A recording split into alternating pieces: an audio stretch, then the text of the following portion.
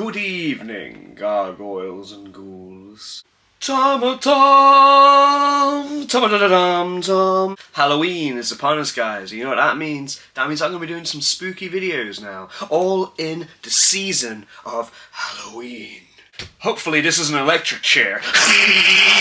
So let's take you back to yesteryear. The year when Tom was a little child. In the early 90s, that's right, I am that old. So please just be nice. Be nice. Or you'll be making a grave mistake. So I decided I was going to do probably 10 keystones into my obsession of horror. It started when I was a very, very small Tom. All the way back to the early 90s, that's right. I'm even older. I'm ancient. Just like the tombs in Egypt. So what starts most people off with their horror obsessions is getting it done at a young age. So I'm going to start with number one. Good old Scooby-Doo. Everybody watched Scooby-Doo. That's why I thought it's probably let's get this done early. Even in the 90s, they had a Scooby-Doo stretch from like 1969 to, what year is it now? 2025. It's still going. So we had things like the Zombie Island and the Witch's Ghost movies, which were really hyped on Cartoon Network. So that's what I used to watch quite a lot. So the early TV series like Rugrats and Real Monsters I used to watch, but I thought these are in my media, so let's talk about what I've got. So Scooby-Doo. So these are really important movies because they start off the whole Scooby-Doo franchise, and they carried on doing a movie like every year after that for at least how old am I now? Yeah, a lot of movies. A lot of them went straight to DVD like this one. I've got a massive Scooby-Doo collection. So this is Scooby-Doo and Zombie Island. So what was popular about this one compared to the other Scooby-Doo movies, like the Hanna-Barbera ones I did back in the day, like the Boo Brothers, the Ghoul School, which are all really good movies. But this one started off the What's New Scooby-Doo franchise. So after a while of doing these movies, they did What's the Scooby-Doo? You must have heard of it. Now hopefully this all unlocks some memories for you from your childhood. You're probably there in an office, bored out of your head, and it's like, yeah, I used to watch them when I was a kid. So, another thing I used to watch when I was a kid is number 2. Casper, the friendly ghost, the friendliest ghost you know. So yeah, I used to watch this quite a lot. It was probably like one of my favourite films. It had everything in it. It had like spooky elements. It had a lot more touching stories to do with the afterlife, because Casper was obviously this really lonely ghost that wanted to make a friend, and then a family came and moved in. And then obviously he's like, this is my chance to make a friend, and obviously the uncles are a bit naughty. He's like, this is my house, we scare, we're going to scare him out. And so that's pretty much like the gist of it. Carrigan gets the deed to the house, which is like this horrible owner, and she wants to make money, makes a profit. So her and Eric Idle, that's right, he's in it as well, you forget that. And they end up like trying to figure out, well, we need to get some ghost hunters to get the ghost out of the house. And obviously with a clever ploy, Dr. Harvey and his daughter Kat get invited to the house. So you stay here, get rid of the ghost, that's what we're paying you for. And he's like, I'm a doctor, I really need to prove the existence of life because my wife has died. And it's a very heartfelt story actually, I know I'm doing a joke about it. But no, it's beautiful, it's a beautiful film. It's got young Christina Ricci in it as well, who obviously I loved everything she was in when I was younger. So you'll bring you to another one in a minute. Spoilers. Okay. But yeah, so Casper, it has to be this version though, right? You have to watch it. This is the one that we all watched. You know, Casper, Wall, Human! Can I keep you?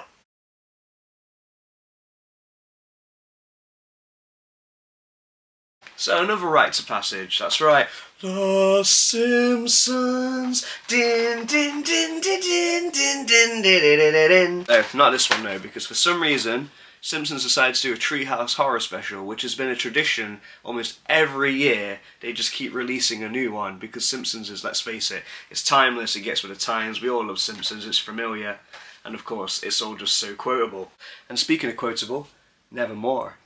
In Season 2, they started a Treehouse Horror, where Bart and Lisa are in Bart's treehouse and they decide to tell spooky stories to each other. Yeah, so they all ripped off like Edgar Allan Poe stories and films, and they kind of keep it up to the times. It's kind of like a mini version of the Scary Movie franchise, but obviously in Simpsons form. So they had the Nevermore Edgar Allan Poe story, they had the Twilight Zone specials in there that they ripped off as well, like To Serve Man, it's a cookbook, you know, like that. But Season 2, It was The Simpsons started off with their first Treehouse of Horror, and then ever since then they've just kind of just gone on and on and on with it, which is amazing, really. So I like to watch them every year when they come out. So much that inspired a lot of others, like Family Guy and Bob's Burgers. Like they did like Halloween specials, and Halloween specials have been going around on every cartoon thing, and I love to watch every one of them. So I always like flick through on Disney Plus to see what they've added as well. Simpsons was number 3.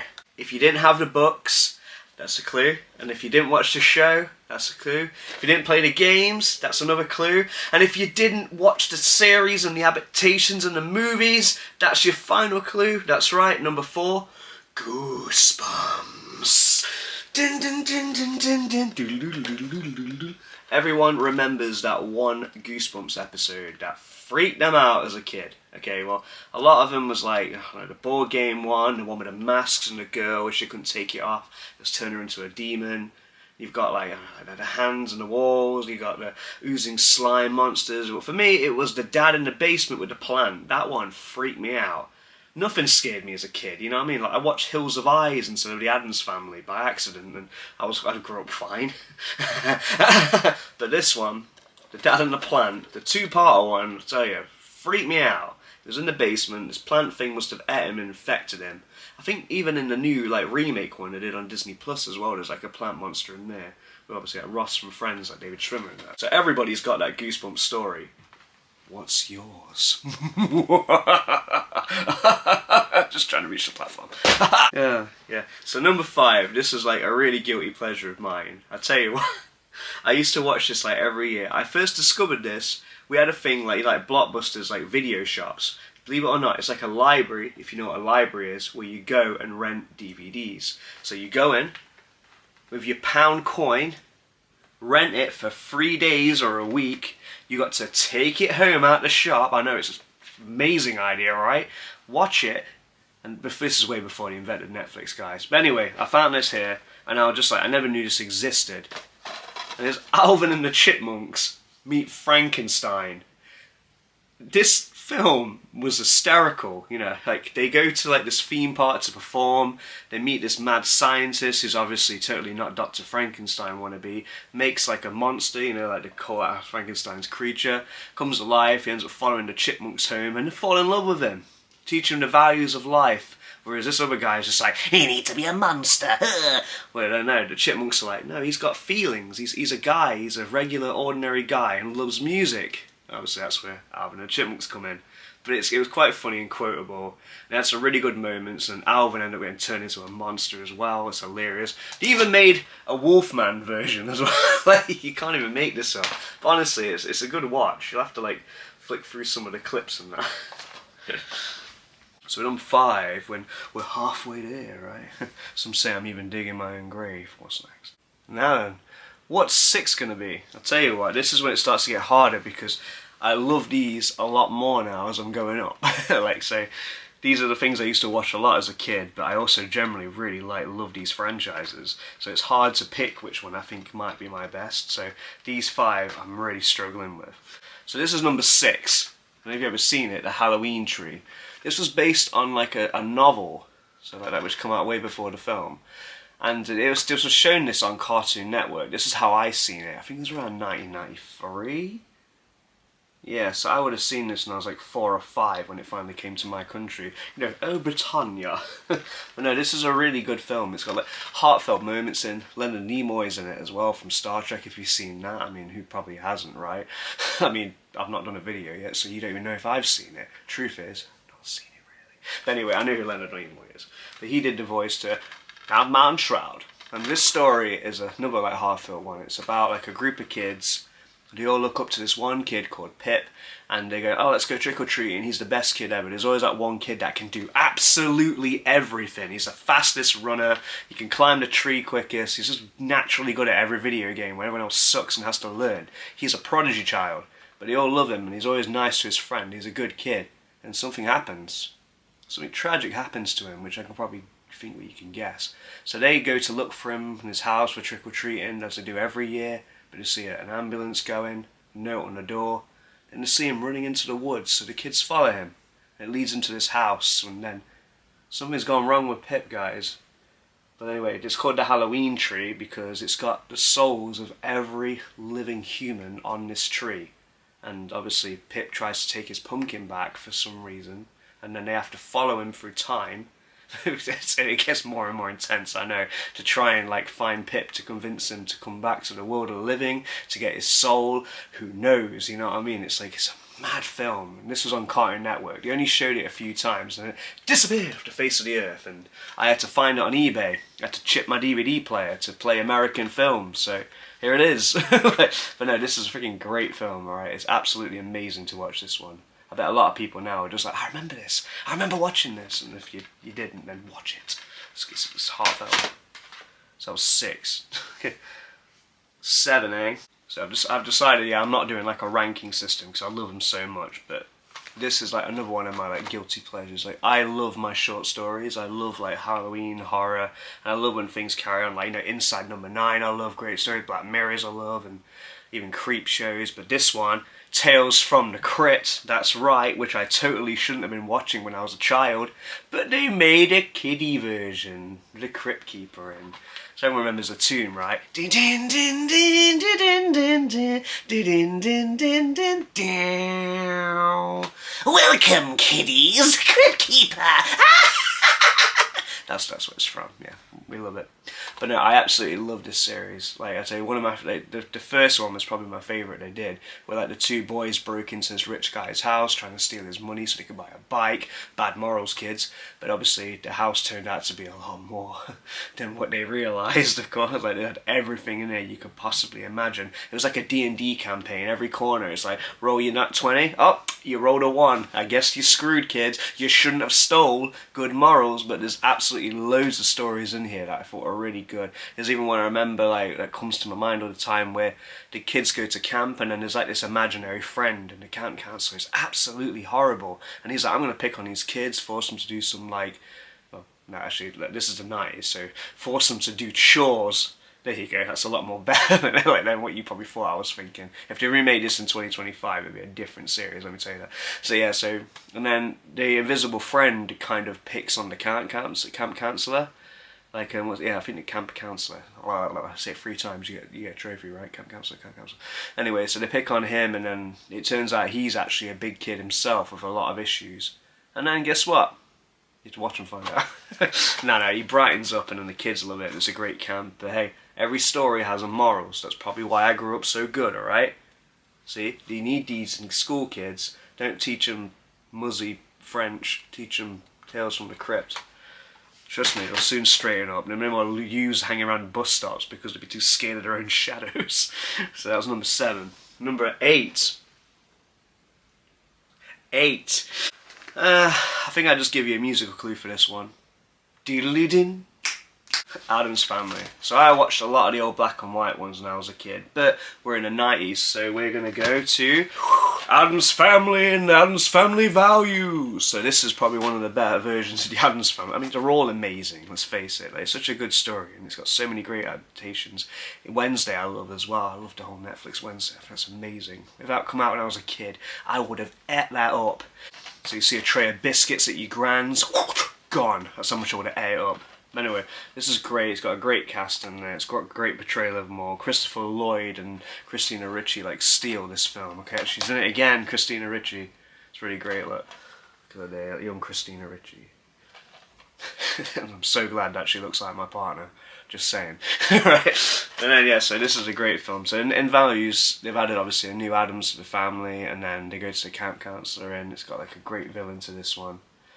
And then the first one as well, it's Fester loses his memory, and then he's got like a mother that's like adopted him, and she wants to rob the Addams family fortune. So Fester has to pretend to be Fester to like kind of steal it. It's hilarious. Like, but then obviously in this one it's great. They go to camp, and Pugsley and Wednesday have to see the lighter side of life, which they bring everybody down to their level. It's so quotable. It's got some great bits in. It's got Joan Cusack in there as well, and she just like basically she would have fit in so well with the Addams family, but because she's a little bit psycho, she didn't really take the time to see past herself. So yeah, it's just like a great thing. It's just like, when's it my turn? When's it Debbie's turn? You know exactly who I'm talking about, right? Debbie, you're beautiful. I love Christopher Lloyd. Yeah, Addams Family for the win, 100%. See, this, he told you, it's getting tougher. My childhood, this is why I got so many interests. I just can't choose. And this brings you to yet another thing. I used to watch this over and over and over again, okay? I had to chip my DVD player again to get the whole collection. I would wanted this for years, right? 9, Courage the Cowardly Dog, okay? This is like the best series ever. Like I say, loads of short stories, each one different each week. Great for people who love variety in their life like me. Courage the Cowardly Dog is about a dog who gets found in an alleyway and he's raised by a sweet old lady and a cranky old man. The great combination. He's not a dog fan, she loves everything and she's such the kindest person ever, so they got a really great contrast. They live in the middle of nowhere on a farm, and then obviously Courage is a dog that's scared of everything, and I mean everything, but he will put it all aside to save like his loved ones. And I tell you, like, it's a really good like cautionary tale on some bits as well, because Eustace is like greedy and like gullible and just like wants money and less work, whereas Muriel is like kind and generous and encourages the dog in between that's just like wants to be loved, and the things I do for love, you know, like, and it's so funny. But each week something crazy happens. Like, you've got like duck therapists that are breaking out in an insane asylum, you got zombie acting coaches, you've got flies that just want to like consume everything, aliens, you got alien chickens, you got alien ducks that sing songs that are not based on the Beatles, you've got robots that sound like Christopher Walken. That this show has everything in it. Kiddies, please, because guess what? Everyone I know loves Courage the Cowardly Dog. Has it come out in England? No! Not on DVD. It's all Cartoon Network. So yeah, I'm glad I'm actually have this in my collection. See, so I mean, tough. But what will be number 10? What could it possibly be? Well, I'll tell you what it's going to be. Tim Burton's The Nightmare Before Christmas. This is probably one of my favourite films, just because it's got a contrast of everything I love. It's got Halloween in it, and it's got Christmas in it. And I know what you guys are thinking, is it a Halloween film? Is it a Christmas film? Well, it's a good gateway film. This is why I watch it every year at the end of Halloween, and it gets me ready for Christmas. So this, sadly for me, is my bedtime story of Halloween. So when I have this on, that means Halloween is ending for me, and, you know, dead life to new life, and this is how much I love it. So I've got like a lot of merchandise. I've got Jack Skellington up there. I'll probably turn the camera to him in a minute so I can try and do my voice lap over. Oh, here he is. And then yeah, so this is my DVD. I've bought this film 12 times because I had it on VHS, it broke, I watched it that much. I had it on VHS again, I poured like juice in it thinking I could do swimming pools for like Polly Pocket. I don't know what I was thinking. Okay, this come out when I was like, what, like maybe 2, 3? You know, I've been watching it since. I even bought it on Blu-ray. I know I said I would never get Blu-ray, but I realised I bought it too many times on DVDs and all my copies work fine. So I had to get the Blu-ray version, which is a lot more like crystal clear. It still has all the extras in there, like the Vincent film that Tim Burton did, and obviously Frankenweenie, which inspired the Frankenweenie film, surprise. But yeah, this is like my number 1. So this one, if you haven't seen it, of course, is about a skeleton called Jack Skellington, who's a king of Halloween Town. He like goes around like scaring people so much, he's considered the best, everyone looks up to him. But he's just bored, he doesn't want to be like this, known as just this one thing. He's like, I've been the best at everything, I want a challenge, I want something new. So he goes off and he finds Christmas Town, and he's like, what is this place? It's amazing, I've got a new feeling I've never felt. And everything's all gloomy and dead, and he's like, alright, and I'm gonna give it a go. And then obviously he ends up like ruining Christmas, you know what I mean? And he hires kids to kidnap Santa Claus. He doesn't realise the concept of right and wrong at this point, because he just thinks like, oh, I'm not really like, I'm just going to put Santa out of the way, give him a break, and obviously everyone else around him is just like murdering little psychopathic ghosts. It's a great film. It's made from like plasticine. It does a lot of like stop motion things as well, and it's all like hand drawn and all that kind of things in there. But no, yeah, so he's a great director, and then obviously love it so much. Probably my favourite film. And that's what I used to watch as a kid. So I still watch them now. So yeah, so that was Tom from 1990. When was it one? Yeah, well, yeah, so 1990s to 2000s. Like as soon as it hits 2000, that's it. You know what I mean? Like, that's 10 good years of cinema. Like that was like a new thing I loved every year, and you can see that. So yeah, so if you want to take a bit more of a lighter approach to Halloween this year, go back and visit some old classics. Check these out. So you know exactly who I am. I'm Time with a Tom. This is my spooky shirt. This is my pumpkins. These are the sweets I'm going to eat that are also from the 90s. Check out these jelly spiders and stuff. We used to get them in our buckets, right? We used to trick or treat. What are you guys going to be this year for Halloween? What are you going to watch this year for Halloween? What are you doing this Halloween? I want to know. So, happy Halloween, gargoyles!